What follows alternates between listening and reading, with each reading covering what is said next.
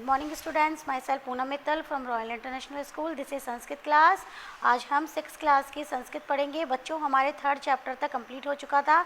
आज हमारा 4th chapter चलेगा जिसका नाम है मध्यम पुरुष है उभय लिंगयो। मध्यम पुरुष है उभय लिंगयो। बेटा, हमने जो 3rd वाला चैप्टर था उसमें हमने प्रथम पुरुष पढ़ा था। मैंने आपको बताया था ना कि 3 पुरुष होते हैं। कितने पुरुष होते हैं? 3 पुरुष होते हैं। एक तो प्रथम पुरुष, उत्तम पुरुष और मध्यम पुरुष। ठीक है, अब देखो, अब यहाँ पर प्रथम पुरुष, मध्यम पुरुष और उत्तम पुरुष। तो यहाँ पे जो हमारा दूसरा है वो है हमारा मध्यम पुरुष। मध्यम पुरुष होता है जो हम सामने वाले के लिए जिसका प्रयोग करते हैं, जैसे तुम सब, तुम्हारा, तुमको, यानी ये क्या होता है, सामने वाले के लिए प्रयोग किया जाता है। किसके लिए प्रयोग किया जाता है? सामने वाले के लिए प्रयोग किया जाता है। तो आज हम मध्यम पुरुष का एक वचन, द्विवचन और बहुवचन पढ़ेंगे। क्या पढ़ेंगे बच्चों? एक वचन, द्विवचन और बहुवचन पढ़ेंगे। तो चलिए स्टार्ट करते हैं। देखिए, मध्यम पुरुष का प्रयोग पुल्लिंग और स्त्रीलिंग दोनों के लिए होता है। ये तो पता ही है आपको कि ये सबके लिए होता है, दोनों के लिए होता है। मध्यम पुरुष के कर्ता के साथ मध्यम पुरुष की ही क्रिया का प्रयोग होता है। ये मैंने आपको पहले भी पिछली वीडियो में, पिछले चैप्टर भी मैंने आपको समझाया था बच्चों कि जैसा हमारा कर्ता होगा वैसी ही हमारी क्रिया होगी। अर्थात कि अगर हमारा जो हमारा कर्ता अगर बना के कहते एक वचन, मध्यम पुरुष का एक वचन है तो क्रिया भी हमारी मध्यम पुरुष के एक वचन की होगी। और अगर कर्ता हमारा क्या कहते हैं ना, प्रथम पुरुष का एक वचन है तो क्रिया भी हमारी प्रथम पुरुष की एक वचन होगी। मतलब जो क्रिया है वो हमारी कर्ता के अनुसार चलती है। क्रिया हमारी किस अनुसार चलती है बच्चों? कर्ता के अनुसार चलती है। अब देखोगे इसमें कैसे होगी। देखिए, पुरुष की ही क्रिया का प्रयोग होता है। जैसे देखिए, त्वम पठसी। अब यहाँ पे देखो, त्वम यहाँ पर क्या है? यहाँ पे मध्यम पुरुष का एक वचन है त्वम। यहाँ पे मध्यम पुरुष का एक वचन है त्वम। तो यहाँ पे इसकी जो क्रिया है ना बेटा, वो भी एक वचन ही आएगी। तो एक वचन क्या आएगी? पठसी। एक वचन में क्या आएगा बेटा? पठसी। ये एक वचन है तो ये भी एक वचन है। ये मध्यम पुरुष है तो ये भी मध्यम पुरुष का एक वचन ही है। तो त्वम पठसी का मतलब हो गया तुम पढ़ते हो। ये त्वम का मतलब तुम्हारा ही सामने वाले के लिए प्रयोग होता है। युवाम पठते, तुम दोनों। अब युवाम का मतलब होता है तुम दोनों। युवाम का मतलब क्या होता है बच्चों? तुम दोनों। ये एक सर्वनाम शब्द है और युवाम का मतलब होता है तुम दोनों। पढ़ते और पठत यानी पढ़ते हो। ये हमारा क्या हो गया? तो युवाम पठते यानी तुम दोनों पढ़ते हो। ये हमारा द्विवचन हो गया। कौन सा हो गया? अब देखो, ये युवाम तुम दोनों है, द्विवचन में आ रहा है, इसलिए हमारी जो क्रिया है वो भी हमारी द्विवचन में आएगी, जिसके पीछे अथ लग जाता है। जो यह है ये असी लग जाता है पीछे एक वचन में, द्विवचन में अथ लग जाता है और बहुवचन में अथ लगता है, लेकिन पीछे विसर्ग नहीं लगता है, याद रखना। तो तुम दोनों पढ़ते हो। इसी प्रकार बच्चों, यूयम का मतलब होता है तुम सब। यूयम का मतलब क्या होता है? तुम सब। अब यहाँ पे देखो, ये बहुवचन आ रहा है, यानी एक के ज़्यादा के बारे में बात हो रही है। तो यहाँ पर क्या आएगा? जो हमारी पीछे की जो क्रिया है वो भी देखो बहुवचन की है। अब इसको बहुवचन की आप कैसे पहचानोगे? क्योंकि दोनों सेम है, लेकिन इसमें द्विवचन में विसर्ग आएगा और पीछे इसके विसर्ग नहीं आएगा। ठीक है, तो ये हमारी बहुवचन की क्रिया हो जाएगी। ये हमारा कर्ता बहुवचन का है, इसलिए हमारी क्रिया भी बहुवचन की हो जाएगी। समझ में आया बच्चों? तो यूयम पठत, तुम सब पढ़ते हो। आगे देखिए, अब हम सबसे पहले हम मध्यम पुरुष का एक वचन पढ़ेंगे। हम क्या पढ़ेंगे? मध्यम पुरुष का एक वचन। तो देखो, त्वम एक वचन है। त्वम खादसी, तुम खाते हो। त्वम हससी, तुम हंसते हो।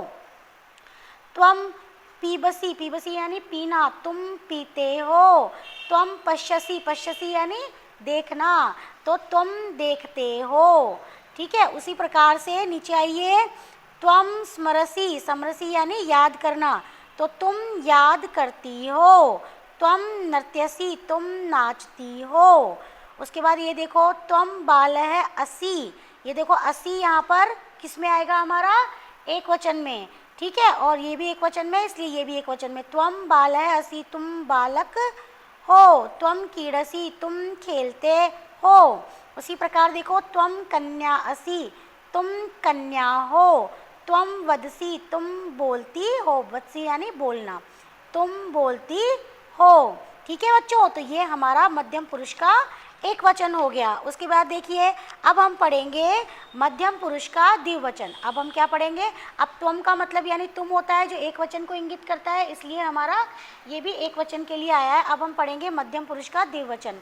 तो देखो युवाम हमारा द्विवचन रूप है, तो युवाम तिष्ठत, तिष्ठत यानी बैठना, तुम दोनों, तो युवाम का मतलब क्या बोलेंगे हम, तुम दोनों, और तिष्ठत यानी बैठना, तुम दोनों बैठते हो। युवाम धावत है, तो यानी धावत है का मतलब दौड़ना, तुम दोनों दौड़ते हो। ठीक है, युवाम लिखत, युवाम का मतलब तुम दोनों, लिखत का मतलब लिखना, तुम दोनों लिखते हो। युवाम हसत, तुम दोनों हंसते हो। उसी प्रकार से युवाम बालिके स्तत, तुम दोनों बालक हो।